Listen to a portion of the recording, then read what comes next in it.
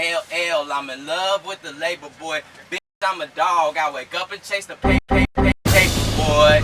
When I need laugh, there's one episode of a certain show that always got me. Atlanta Season 4 Episode 6, the Crank That Killer episode. And to explain to you why this episode makes me laugh so much, I have to explain to you the plot. So the Crank That Killer episode begins with Darius and Ern updating Alfred or Paperboy on the ongoing news. That news being that there's a man who's out there, I'm sorry, this is so ridiculous. There's a man who's out there stalking and killing people who have a Crank That video uploaded to the internet. Crank That being the popular dance popularized and created in the 2000s by rapper Soulja Boy. I'm sorry, I don't know why I wrote that like a white news anchor, but it sounded right. Bitch, I need reparations. Unfortunately for Alfred, he has a Crank That video posted to the internet and now has to stay on his toes until he can finally get the video removed. As the episode goes on, things start happening to him. He starts hearing sounds, seeing things that make him suspicious, to the point where he even calls Soulja Boy himself for advice. Like a good safe form is there.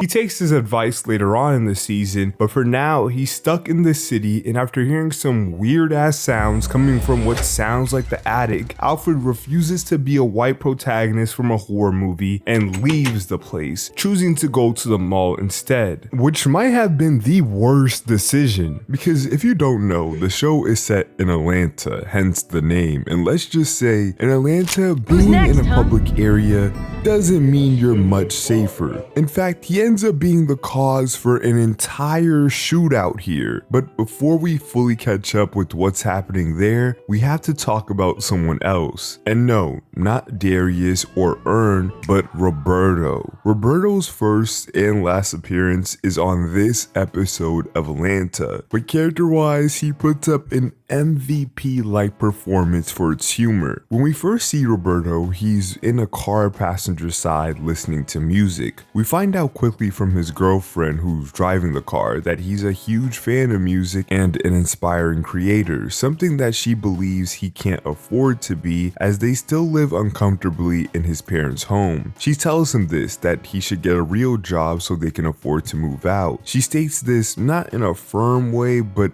as a soft suggestion, because she knows how much being a rapper means to him. He in response, with all the confidence in the world in his mall uniform outfit, tells her to be patient and recites the Big Sean story, basically saying all he needs to make it as a rapper is to come across the right artist and they'll be set. Her believing in him says okay and gives him a kiss. The camera then cuts to the back seat of the car and we see his daughter. He gives her his goodbyes, gets out of the car, and goes to work. The next time we see Roberto, he's in the mall passing out free samples as he gets scrutinized by every shopper who walks past him. As he's doing his job, his friend pulls up on him, and in the middle of their conversation, she offhandedly mentions if he knew Paperboy was here. As soon as he hears this, Roberto becomes a man on a mission. He puts his job in his friend's hands and goes to find Paperboy himself. Nigga, I work at Sbarro. Okay, now time to cut back to Paperboy. So when Paperboy arrives at the mall dressed in his all-black trucker hat with no logo as if it's camouflage or something, why do celebrities do this? He's automatically spotted by the cashier when he goes to buy a pretzel. The cashier asks for an autograph and he says hell no. As a result, she tells her friends that Paperboy is here. He chooses to go outside to sit on a bench and enjoy it. But as he's outside, we begin to hear a car's GPS system guide the vehicle to Paperboy's location.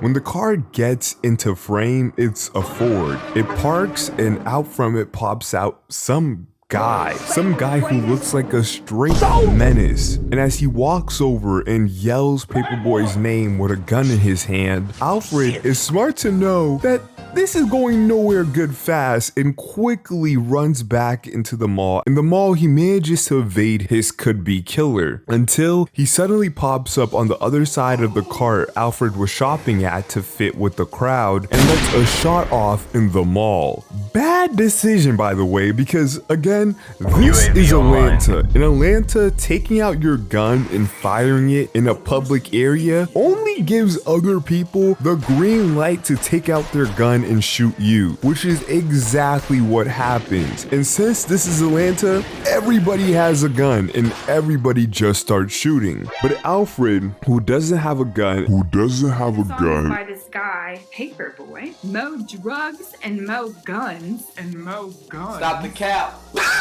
and who has been running from cover to cover, just eluding his man, finally sees a path to escape and just explodes, starts running as fast as possible, starts making his way out of a life and death situation. But as he's leaving, as this massive shootout is going on behind him, well, just roll the clip. Hey,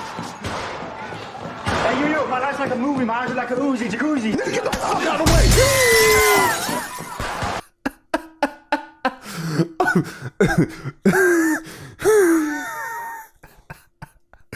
This is the funniest clip in Atlanta to me. Everything about it is just incredible. After rewatching the show continuous times, I genuinely believe that the punchline of this episode is the funniest of this entire series. I don't know why exactly. I think it's the mixture of the build-up, knowing Roberto's path, and seeing the path he sees for himself meet this cruel reality is just hilarious. The physical comedy of it all is just fucking amazing too. The way he just crashes through the glass and launches like Paperboy was a running back, or the way the camera just stays there for a bit after Paperboy exits frame, just cueing you into Roberto's agony, or the dialogue, the pure determination from Roberto as he locks into every line he raps, knowing he might not have a second chance at this, knowing that this is everything he's ever wanted, right there staring at him in the face, running full speed towards him. He wants this. He was built for this. What do they say? Pressure makes diamonds? My life's like a movie, my eyes are like a Uzi. My life's like a movie, my eyes are like a Uzi, jacuzzi. Wrap it up, big motherfucker. Get the fuck out of the way! Man, this is really the greatest episode of Atlanta ever. What's also funny about this episode is that despite being named after it, the Crank That Killer episode of Atlanta has nothing to do with the Crank That Killer. He has no impact on this episode except for being the cause of Alfred's fear for half of it. I say half because the guy who chases Alfred at the mall and starts the shootout is someone Paperboy knew from school and fully recognized. Went to the mall, ran into a nigga I had beef with from high school. What happened? I think that nigga's still mad, man. And by the end of the episode, we are told that the Crank That Killer had already been fully detained in a different state and was never truly a threat to them. So, if the Crank That Killer episode of Atlanta is not about the Crank That Killer, what is it about then? Well, if you ask me, this episode is the story of two men and how the show uses these two men and their paths to deliver a message to up-and-coming creators. Let me explain. Now, obviously, one of these two men is Roberto, but to explain why Roberto is so important, we actually have to go back. Go back to the very first episode of Atlanta and look at another character. Earn. Earn is Donald Glover's character and the main protagonist of the entire show. He's Paperboy's cousin and at this point of the show's story really successful and appears in more than one episode. So how can he be pivotal to Roberto's character? This is why I say we have to go back to the very first episode. After the hook or the prologue that is the Big Bang, we are first properly introduced to Earn while he's listening to music on his headphones, lost in his own world. We also find out he's sleeping right next to his baby mama that's not his wife. Sounds familiar, right? After they have a brief conversation, we then cut to another room where we find out that they have a daughter. His significant other Van then complains to him about him leaving Lottie, their daughter, at his parents' house. Sort of like how Roberto's girlfriend complains that she can't get sleep in his parents' house due to Roberto's siblings. Okay, maybe that one's a stretch. But you know what's not a stretch though? The fact that Ern and Roberto work the same type of job, just in different environments. While Ern tries to sell those airplane credit cards at the airport, Roberto tries to hand off samples at the mall. Both do these public jobs that most of the public view more as a burden to avoid than as something with any merit. And the show even executes the same type of joke with both circumstances. Excuse me, sir. Fuck off. I know, right? Free sample. Try our Bourbon Street chicken. Nigga, everybody already knows what that tastes like. Ern then finds out about Paperboy's existence in the show from a random co-worker offhandedly mentioning them, just like, you know. You heard Paperboy here? And immediately after he realizes, Ern stops what he's doing and goes to see him, just like, you know. Ern and Roberto are both dads of single daughters with some type of relationship with the baby moms. They both still have a reliance on their parents, but are obsessed with music, yet they both still work the same dead-end job that most of the public view more as a nuisance than worth anything. And both, after realizing Paperboy's existence in their respective episodes, stop what they're doing and run to him immediately. Ern and Roberto are really similar. The only difference, despite skin color, is that when Ern got in front of Paperboy after he got his first hit, when Paperboy first got on fire and he needed to go, Alfred was willing to stop and listen to Ern's pleas and see his advantages and even allow him to make incredible mistakes because he was family, because he knew Ern could do it. But if Ern wasn't family, if Paperboy didn't know the kind of guy Ern was and they didn't grow up with each other, and Ern tried to get in his way when Paperboy first came out talking about let me be your manager, Alfred, despite the fact that he would have been worse off for it,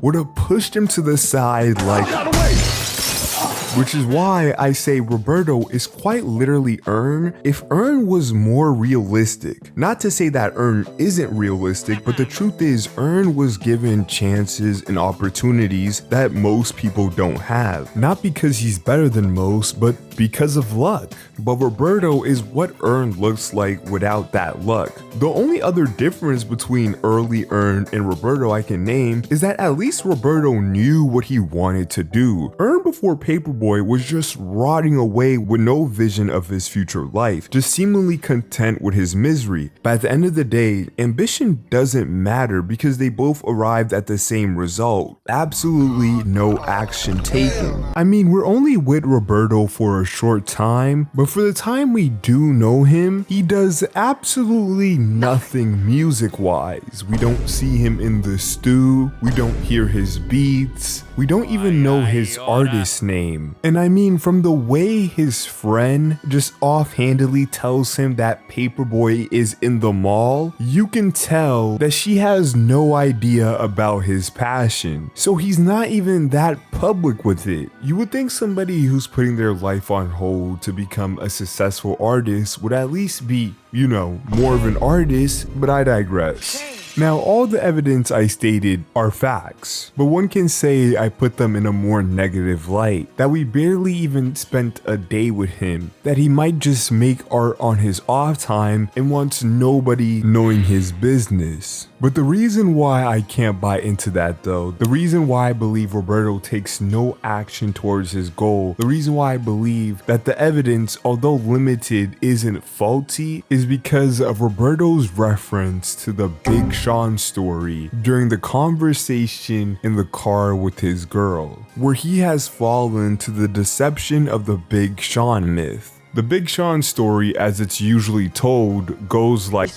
you rapped for Kanye outside of a radio station or something. Freestyle for him randomly and ended up getting signed to his good music label. And bing bam bum, Big Sean is one of the biggest stars in the world at that point. He has Beware and all of these stories. The Big Sean story is sort of like a mythology in rap, because it's the type of story everybody loves, the type of story that creates no space between them and their icons, the type of story that tells them that the only difference between them and a signed artist is a conversation, a freestyle, a random serenade for the right person, and bam, 360 deal, here we come. It's the type of story that instead of telling an artist to make more art, tells them it doesn't matter, that instead just bide your time and execute when it comes, which is horrible advice. So why did it work for Earn? I mean, Earn was passive for years of his life, not pursuing anything after he dropped out of college, yet he still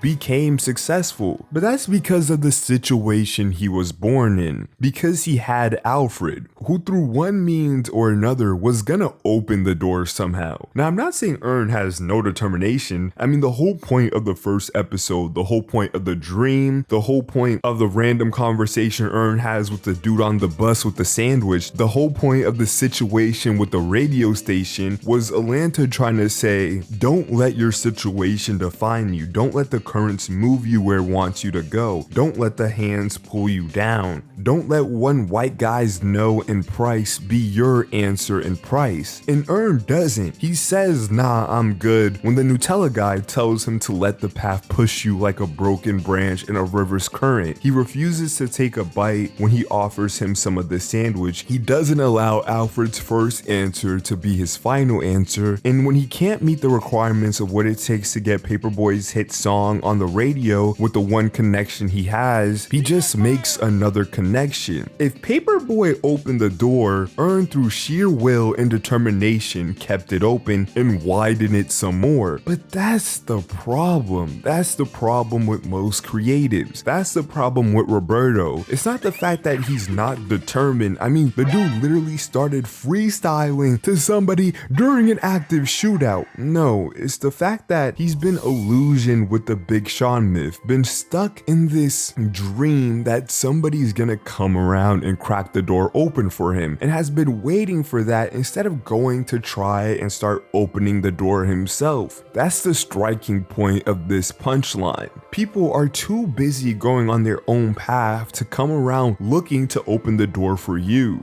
Unless you're family or someone they know and love, there's a very high chance a successful person is not opening the door for you. So instead of just waiting, just start. Start going on your path. Start trying to open your own door, because if you don't, and instead just rely on forcibly inserting yourself into somebody's journey, you will be tossed to the side. Roberto is a cautionary tale for creatives. Atlanta is straight up telling us, don't be like him. But if Roberto is a cautionary tale for creatives, what artist is a good example? What should creatives be like if they aim to be successful? Well, to answer that question, you need to look no further than the same episode. Because the Crank That Killer episode of Atlanta doesn't only contain a foreboding tale for creatives through Roberto's story, but it also contains its exact parallel as well. Because this is the story of two artists and the separate paths they take. Not Earn, by the way, because I know I just mentioned him, but I was just using a prior version of him to show what Roberto represented. And plus, in this episode, he's too busy with his own life in the B plot to be Roberto's parallel. Nothing really.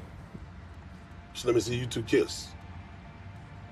Yeah, don't even ask. I don't know. Instead, Roberto's parallel is a guy who, much like him, has only this episode under his belt. A guy whose parts I purposely left out from my first summary of this plot. A guy who most Atlanta fans are finally just remembering now. The Crank That Killer episode of Atlanta is not only a story about the path of Roberto, but a story about the path of some guy called Doug. By the way, that's not me just saying that, that's quite literally his name, his artist's name. And just like every good artist, the first time we meet him, he's in the studio where we hear of him before we see him. After a part of the studio staff tells Paperboy Doug wants to come through and asks if he can, Alfred reluctantly says yes. The reason why it's a reluctant yes is because, as Paperboy explains to Earn, Doug is a really good guy, but his music is ass. Garbanzo, basura. We even get a sneak peek of it at the end of the episode, but I'll show y'all that later. In fact, Doug's music is so ass that to avoid being on a track with him, Paperboy fries the entire studio system by pouring Hennessy on it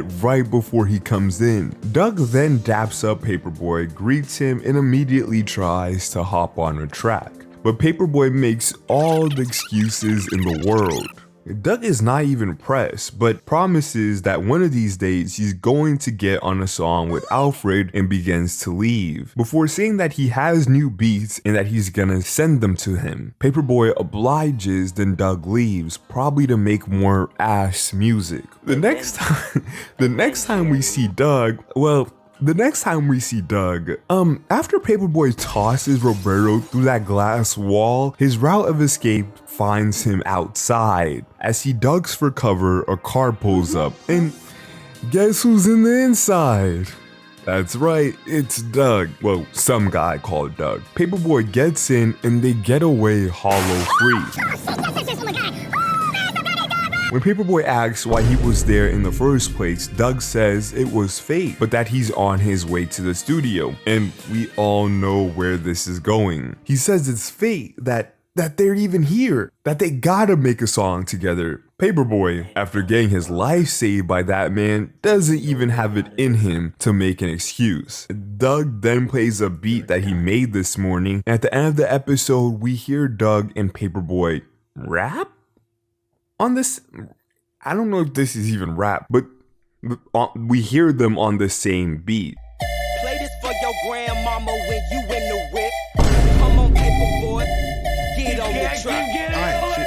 Yeah, man, hold on. P-A-P-E-R, boy. See, he's ass, I told you. But if Roberto is the poster child of how up-and-coming creatives shouldn't act and how they waste their ability, then Doug, despite being ass, is the poster child of how an artist becomes successful. We don't hear much about Doug other than he's a nice guy and makes ass music, but we can use the little we do know to come to a conclusion. So many things point towards the fact that Doug is a very active artist. I mean, not only does he rap, but he produces his own beats. The first place we meet him is at the studio, where he's at so much that not only does Paperboy know him and his music enough to know his two defining traits, he's ass but he's a nice guy, but the producer also knows him. Yeah, he's a does so.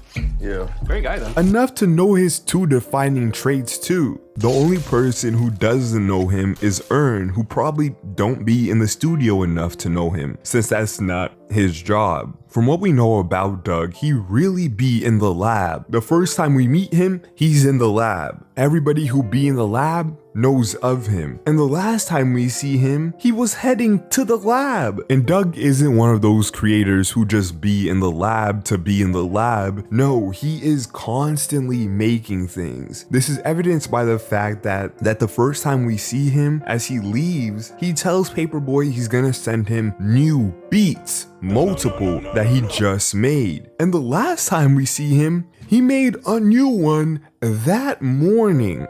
Doug is a very active artist who, Paperboy or not, was constantly creating. Now y'all might say that he too was constantly trying to force his way into Paperboy's path, into a successful person's path so they could open the door for him, but that doesn't matter because he wasn't dependent on that. He already had started and was going through his own artistic journey, so it didn't affect him that much. I mean, when Roberto was tossed aside, he was quite literally physically crushed and demolished. But when Doug was tossed aside in the studio, he's not even emotionally those things. He just tells him we don't get on a track together and then leaves because he's not dependent on him. And at the end of the day, it doesn't matter because that's not how he becomes successful. That's not how he gets his feature. He doesn't get the Paperboy cosign by constantly asking Alfred to hop on a song with him. him? No, he randomly stumbles upon it during a casual drive to the studio. So quite literally, by going on his own personal journey of creation and artistry, he finds success. And it's through that alone, not him trying to force his way into Paperboy's direction, not him begging for a feature, not him even being good, but just creating things, being an artist. Nobody was trying to open the door for him. He was asked, but he opened the door for himself by making stuff.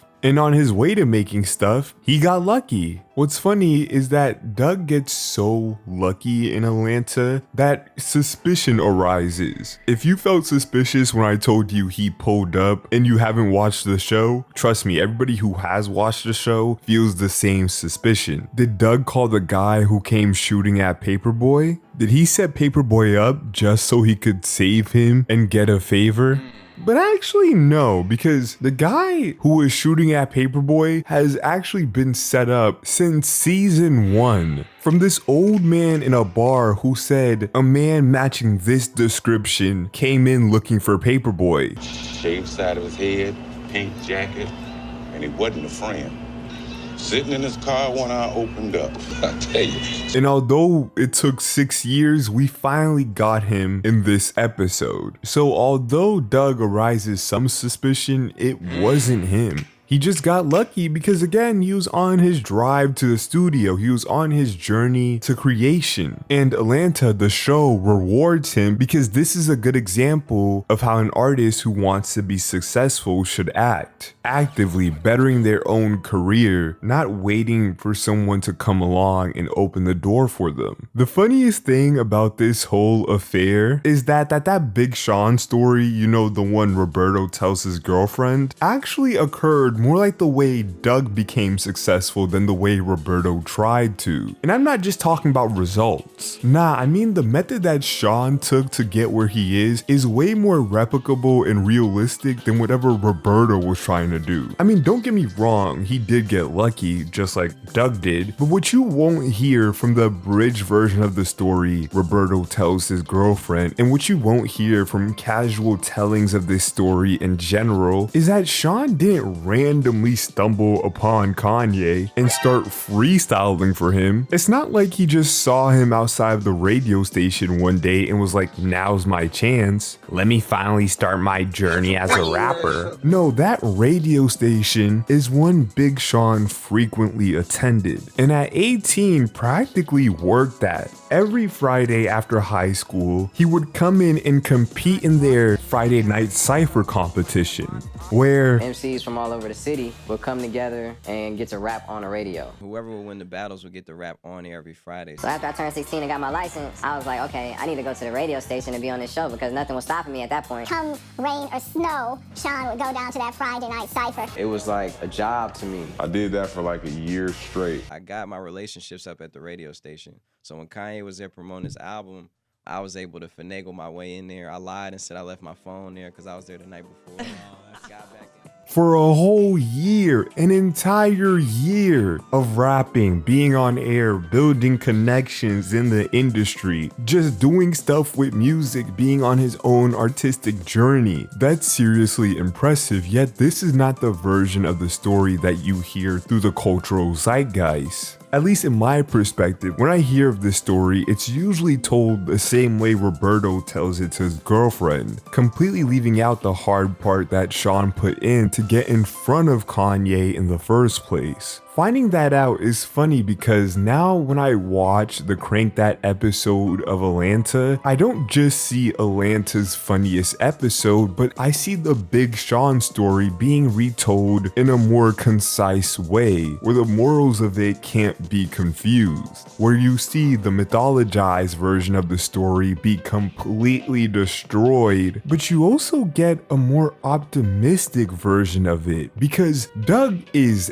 ass. A trait that some would argue that Big Sean is not. No.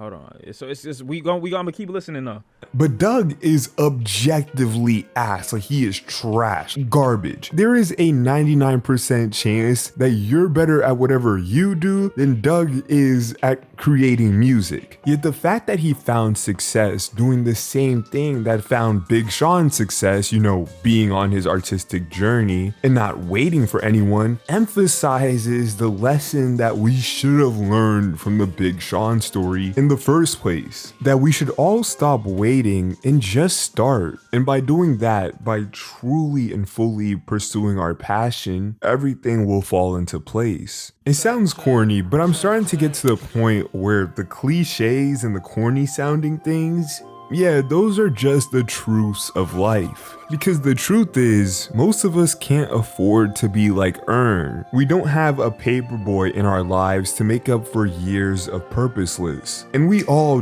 definitely don't want to end up like Roberto. But we can and should be better than some guy called Doug. And we can do this by, you know what?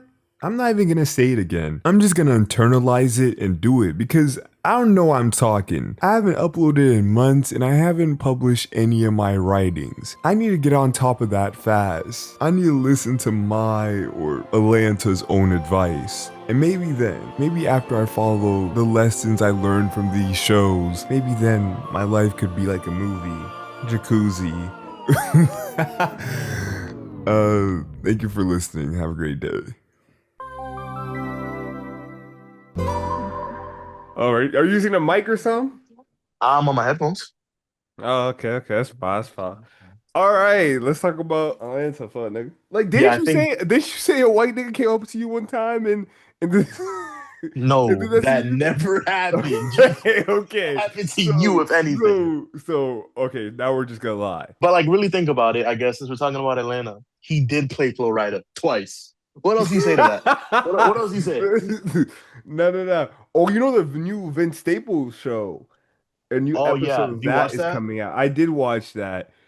And you know, that's like kind of like Atlanta. I watched what was your favorite episode of that last season? I really like the one where he's the one where that little nigga's dad. White boy.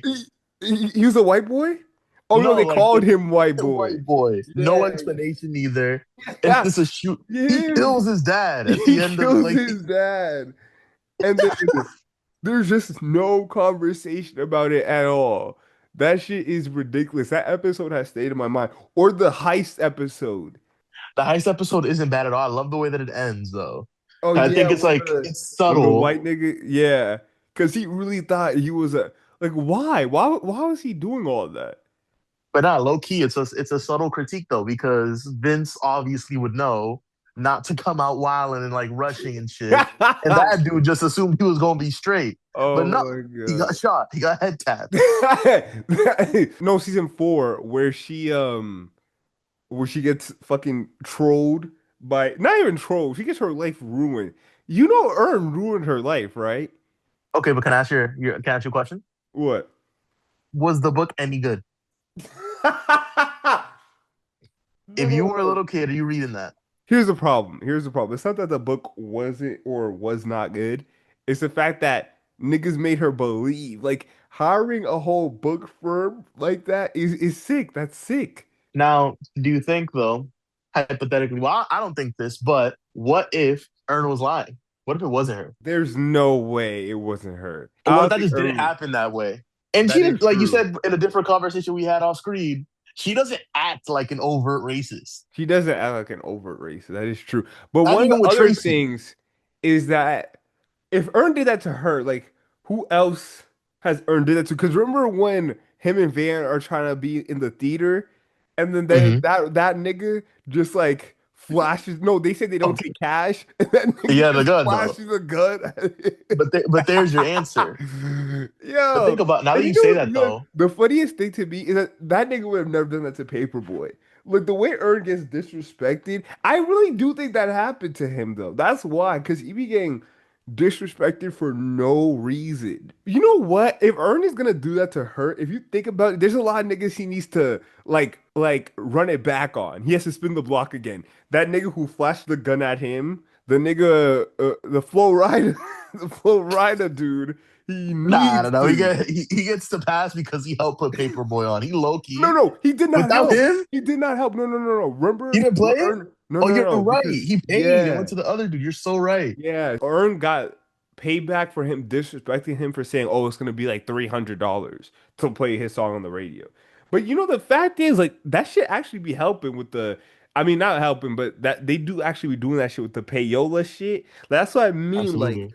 Atlanta's like a hip hop like Genesis or something like that. Explain. Text like a text for hip hop. There's an episode about him when people get stuck in the woods, about him not going back. You have that one. You have the one about the first episode, it's about like being hyperactive in your own like career, but it's also about like radio and how important that is. Then you have the episode with the random ass nigga who's a fucking hater, but he's just a hater for money. When Paperboy confronts him, he looks stupid because the whole thing he's doing is for money. And if you look at like people like I would say like academics and shit like that, that's the same way. Like he's not covering the worst Iraq because he cares. You said you could edit this. Yeah, I can edit this. Edit that out.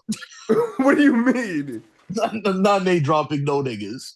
No, no, no. I'll be damned if I am involved when you go on. If I see on Twitch and I see your video pulled up.